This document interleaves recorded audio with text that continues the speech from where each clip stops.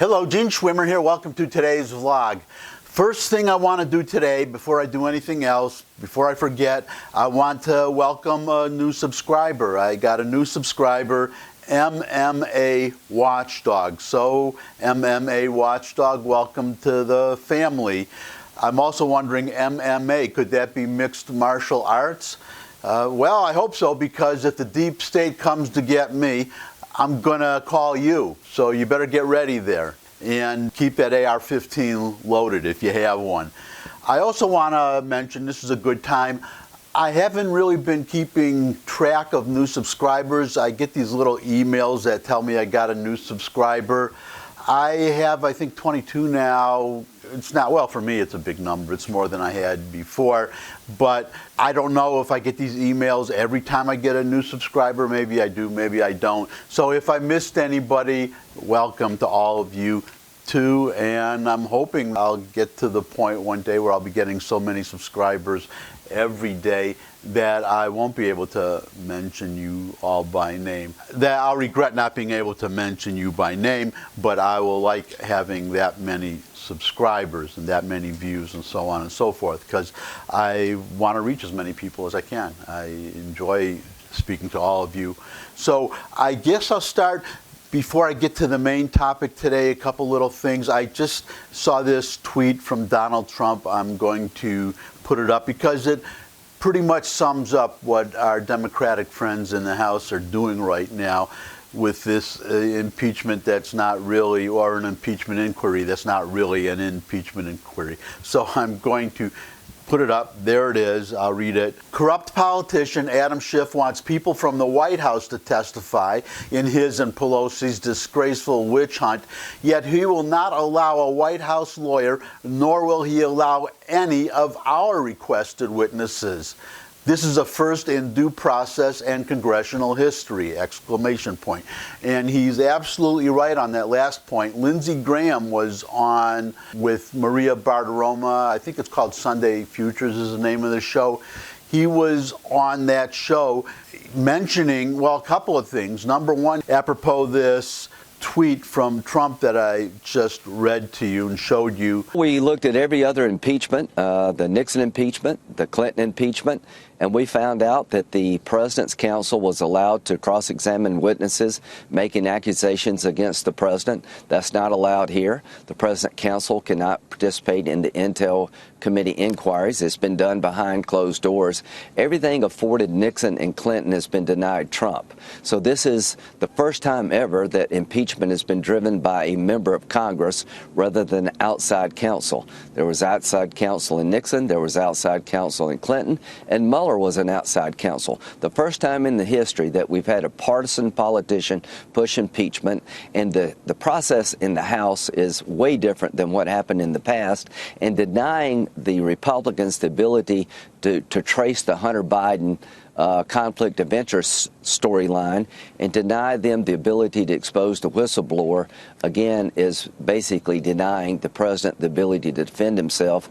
And what are they hiding? In the past, as Lindsey Graham mentioned, there has been an independent counsel. In the case of Richard Nixon, it was Leon Jaworski. For Bill Clinton, it was Ken Starr. For the Russian collusion hoax, that was Robert Mueller. But this time, it's Adam Schiff. It's a Democratic chairman of a House committee doing the impeachment so-called inquiry.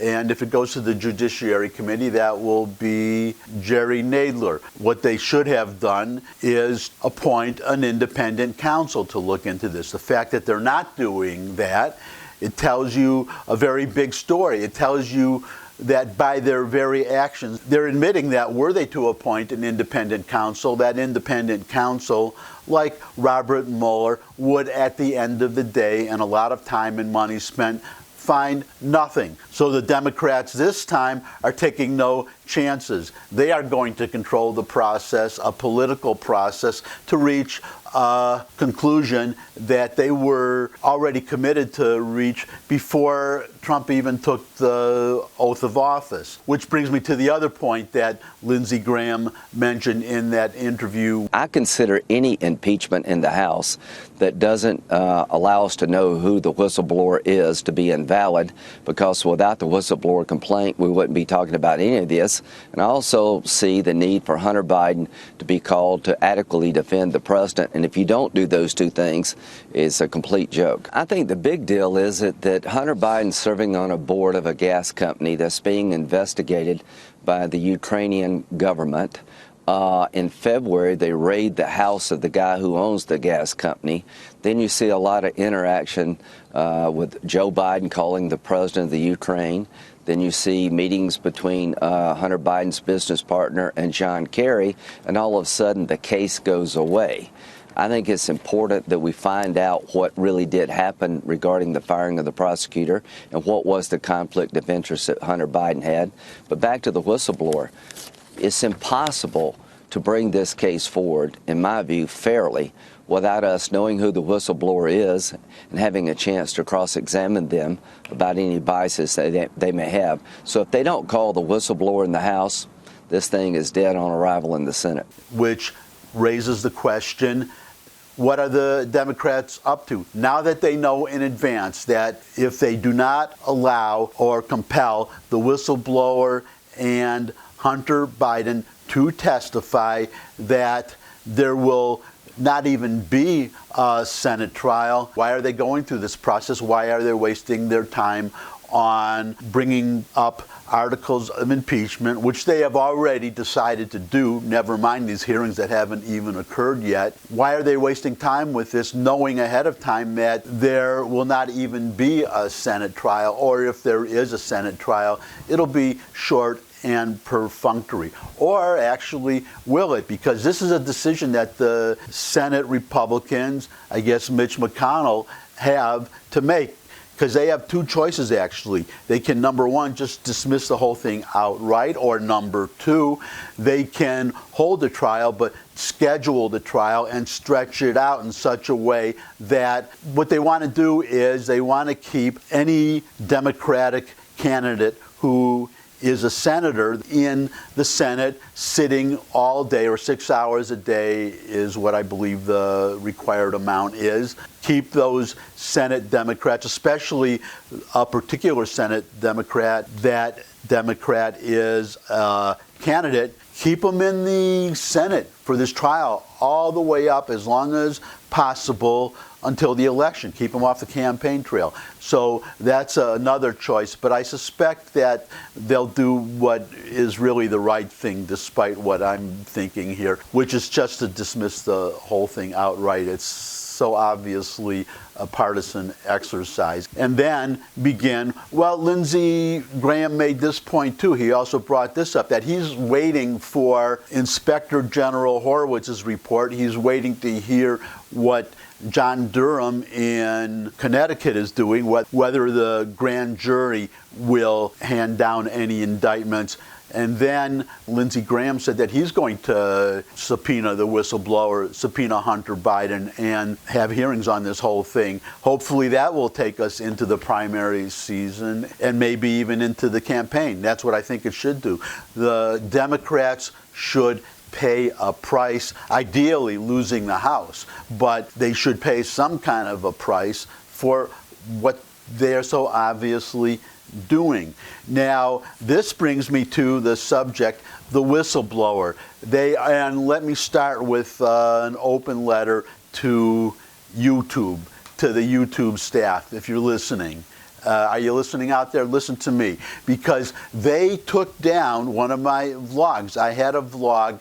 It was discussing an article by Paul Sperry in Real Clear Investigations. He identified the whistleblower. I referred to that article. I put up a tweet by Paul Sperry. I mentioned the name, and they took down the video, or what they actually did, they made it private. I had posted it as public. They made it private to keep that name from being revealed, which is absolutely ridiculous, because this whistleblower law, and it's an open question whether this person even is a whistleblower, and I keep saying this person, quote this person, because I don't want this video taken down too. Talk about your suppression of free speech. If I mention the name, then YouTube will take it down. You won't even see this video. Even though the whistleblower law, it's not intended, and it doesn't say that it's intended to protect a whistleblower's identity. In fact, the purpose is exactly the opposite. It says that a whistleblower cannot be retaliated against. That is in order to enable the whistleblower to come forward, to identify himself without having to fear being retaliated against, fired, or having a salary reduced, or being demoted, or transferred, or in any way punished for coming forward. It's to allow the whistleblower to make an accusation, to blow the whistle, to identify himself, to give himself credibility without fear of being punished for it. That is the whole idea. And making it impossible to identify the whistleblower is just crazy, number one. Number two, the whistleblower has not admitted that he is the whistleblower, nor has his lawyer. So any mention of a potential whistleblower is just speculation. You're not identifying the whistleblower because the whistleblower hasn't said he's the whistleblower. He hasn't identified himself. So how do we know that we're identifying the whistleblower? Which brings me now to the subject of my article. How do we flush out this whistleblower? President Trump can do it very, very easily. It's very simple. As I just said, you cannot punish a whistleblower. You cannot fire a whistleblower, cut the salary of a whistleblower, take any action against a whistleblower at all. But you can fire people who are not whistleblowers unless they're protected by a union contract. There are certain regulations and rules in place that prevent certain federal employees from being fired, and that's intended originally to prevent patronage, where, say, a candidate of one party is elected president and fires a whole bunch of federal employees in order to replace them with people in his own party who contributed to his campaign. It was intended to prevent that. That's why certain federal employees cannot be fired, but they can still be transferred.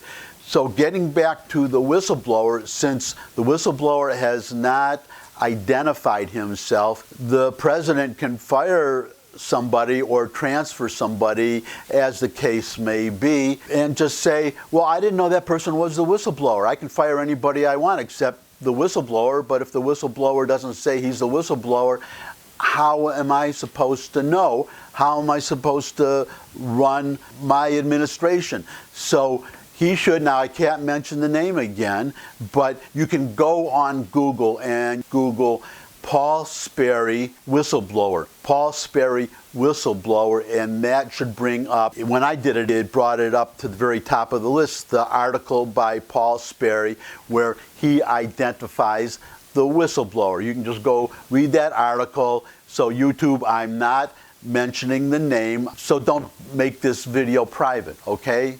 Don't be ridiculous. I have done nothing wrong. So getting back to this whistleblower, this person whose name I am not supposed to mention, but this person, whoever he is, since he has not identified himself as the whistleblower, and therefore we officially do not know he is the whistleblower, Trump should just fire that person. Fire that person if possible. If the rules prevent it, then just transfer that person to, I don't know, the most remote part of Alaska, maybe some weather station way up by the North Pole. But of course, if that person is the whistleblower, then I can't fire that person. I cannot transfer that person. So please, if you are the whistleblower, just say that you're the whistleblower and provide proof that you're the whistleblower. Say whom you spoke with, etc., prove that you are the whistleblower, and then I won't fire you. I won't transfer you because I can't. But unless you identify yourself as the whistleblower, I am going to assume that you are not the whistleblower and you are fired or you are transferred or whatever. That should take care of the matter. If the person does not want to say that he's the whistleblower and he doesn't want to be transferred to some remote part of Alaska, then that person is free to quit. And that person will be out of the government, no longer in position to do any damage. So that is what I would do. Just fire the person or transfer the person. Let that person be fired or transferred, or state and prove that that person is the whistleblower. That's my vlog for today. That's my idea. And as usual, thumbs up if you like this video. Share it with anybody else you think would like the video. Have any comments, you can put them in the comment section below the video. You can subscribe as MMA Watchdog did. You can be an MMA watchdog of democracy along with MMA Watchdog. You can subscribe, but most of all, you can come back and see me again. I'll be right here waiting for you, looking forward to seeing you. Until I do, bye.